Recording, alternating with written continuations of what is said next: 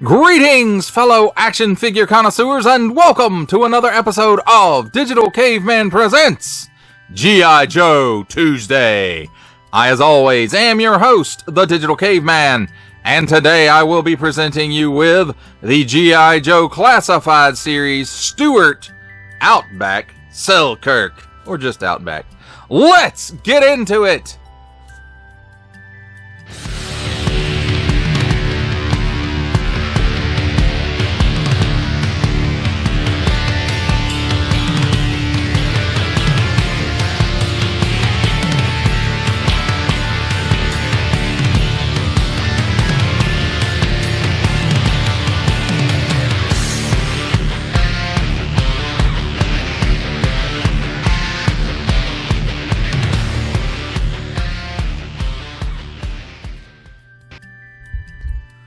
Let's start our survivalist training with a look at the packaging. Here on the top, we have 4 and up. Warning, no stick things in your pie hole that don't belong there. G.I. Joe, he's number 63. And some passable artwork. It's not the greatest. It's okay. That's my opinion. Your mileage, of course, may vary. There's a nice digital render of the figure. G.I. Joe Classified Series Hasbro print, Stuart Outback Selkirk. On the bottom, small print, fine print, legalese print, made in China print, symbols I'm not going to learn, and a barcode. On this side, the file card of Stuart Outback Selkirk. He's G.I. Joe, and he does all these things. And he's number 63. If you guys want to go to gijoe.com and look up that skill set, you can pause it right here. Moving right along. On this side, the artwork wraps around from the front to the side. And again, it's okay artwork. Not in my favorite. And on the back, Stuart Outback Selkirk. He's G.I. Joe. Nice digital renders showcasing the figure in an action pose and the figure and his accessories. Again, there's his skill set. Warning, attention, Noctung! Don't stick things in any language pie hole that do not belong there. Don't give it to the babies. Attention! Don't stick it in your French pie hole either. Hasbro print. Parents, GIJoe.com. More small, fine, legalese made in China print, and that. That, my friends, is a look at the packaging. Let's take a look at the figure and his accessories. And first of all, I'd like to say, I'm not real fond of the windowless or plastic-free packaging. However, this piece that holds all the accessories in the box, I am a fan of. I do really like this. I think this was a smart inclusion on Hasbro's part, and I hope they figure out some way when they go back to windowed packaging to figure out how to continue to include these nice looking little futuristic footlockers. It's got his name on it and his series number, and a lot of cool little details. It's even got some hinges on the back, some handles on the sides, a keypad here for when it's locked. So again, I really like those pieces, and I hope they continue, or they find a way to continue using them. Now let's talk about his actual accessories. And if you've watched my Tiger Force Outback review, nothing in this is new except for the colors. Nice molded detail on all of the accessories, and they are for the most part molded in color. So here's his little army flashlight. Here is the shovel, his survival shovel with the little square port in it, and I'll show you how that works in a minute, at least how it stores in a minute. Knife, same knife that comes with the Tiger Force version, only this one has a silver paint app on the blade, which I do believe I said would probably be the case. Here's his gun. Same sidearm, same tape, and it might even be the same color, I'm not sure. Not the gun. The gun's a different color. the tape might be the same color. And then here is his primary weapon, and this one did get a paint app for the strap, where the Tiger Force version did not. Nice molded details. Of course, the magazine is removable. It's just hard because of that strap. It's not very flexible, so it does tend to get in the way a bit. And then here's his backpack, molded in color. It's got some nice details on it. It's got these two square posts on it. And again, on the front, nice details. Buckles, straps, all that good stuff. And the way the shovel stores is, of course, square peg, square hole, and it just goes right in there. And you can also store his primary weapon, even though the trigger guard is not really square. Well, it is kind of square, isn't it? It'll store on the other side as well. However, it just looks kind of funky because of the strap. And there is a hole in the barrel which will accept blast effects from the Cobra Viper 3-pack. Let's take a look at Outback himself. And again, this is all the same sculpt, same straps, same everything as the Tiger Force version, only different paint. And then here's the younger looking face, and it's still, you know, you can see some age lines in there around the eyes and on the face. You can tell he's been outside a lot. Of course, no gray or white in the hair as the Tiger Force version, and of course no big orange t-shirt with a big tiger on it. This is actually how the original figure came, with a white t-shirt that said Survival on it. And it's got some black gloves. Again, that's a nice tampo there for what it is. And again, no tiger stripes, just standard camouflage pattern. Let's take a look at his articulation. He can look up that high, and that's on a dumbbell. Of course, the head, neck, and the head and the neck are separate pieces and separate from the torso. A dumbbell at the top and probably a ball at the bottom. But anyway, he looks up that high. He can look down that far. He's got some chicken neck because he's having a keg party in the woods. He's got plenty of waggle in there. He can do the full exorcist, and I put my thumb there because sometimes these necks like to get out of position. It even still did a little bit. At the shoulder,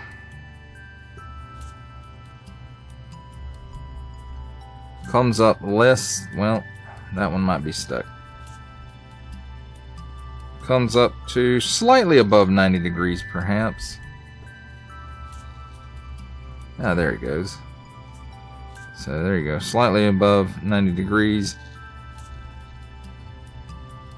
It's got butterfly joint, goes back that far and forward that far. 360 degree rotation there at the shoulder. At the upper bicep, another 360 degree rotation, double hinged pinless elbow. And let's see if I can get the full range out of it. There we go. You get that much bend out of it. 360 degree rotation at the wrist, on, up and down hinge, and in and out hinge on the other side. Now he has ab crunch joint. Lets him bend back that far. Lets him crunch forward that far, so that's a pretty good range. And that also works in conjunction with, there's a ball at the waist that gives him all kinds of hula movement there. Lean to the left, lean to the right. And then in conjunction, both of those, the ab hinge and the waist hinge, he can lean back that far and forward that far. Also allows for a 360 degree rotation. At the hips, does have that G.I. Joe pull down hinge, and they will pull down to give you a little bit more range of movement out of the hips, and he can give you that much of the splits. Kick forward that far, about 90 degrees I would guess, and back maybe about a half a step. Cut here at the upper thigh for another 360 degree rotation. Double hinged pinless knee gives you that much bend. At the mid shin, there is a boot cut for another 360 degree rotation. At the ankle, tilts down that far, up that far, and forward facing pin for rocker. Now, just like on Tiger Force, this bootstrap just doesn't adjust to my liking. I mean, it's okay, I guess, but it's not spectacular. Now, as far as storage of his accessories go, I already showed you what goes on the backpack. The flashlight slides right here in these straps. Sidearm goes right here in this holster, and it fits in there pretty snugly. It even snaps in there. And the boot sheath contains, or will hold, the knife. So there we go. And then of course, you straighten up his gear straps and line up the posts, or get the posts and line up the holes in the straps and the back.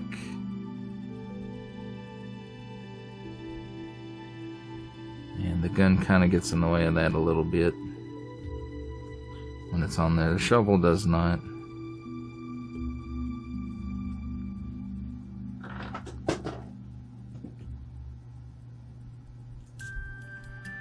And there you have it, my friends. Outback and his accessories. It's time for my favorite part of a review, comparisons. And here we have the regular release of Outback next to the Target exclusive Tiger Force Outback and Dusty.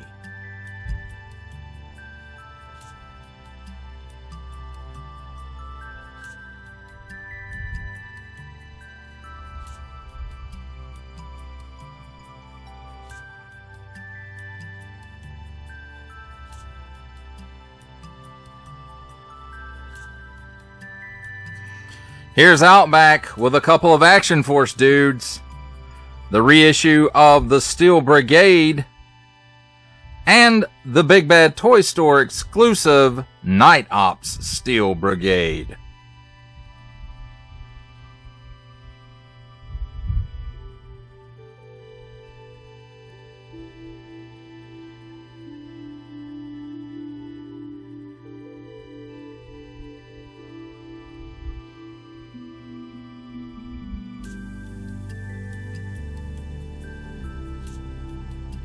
Here's our final set of comparisons. Outback, with from the Marvel Legends series making his cameo appearance, Stan the Man Lee. Our final G.I. Joe Classified Series comparison, the Hasbro Pulse exclusive Regal variant Cobra Commander. From Star Wars The Black Series, we have the Archive Edition 501st Legion Clone Trooper.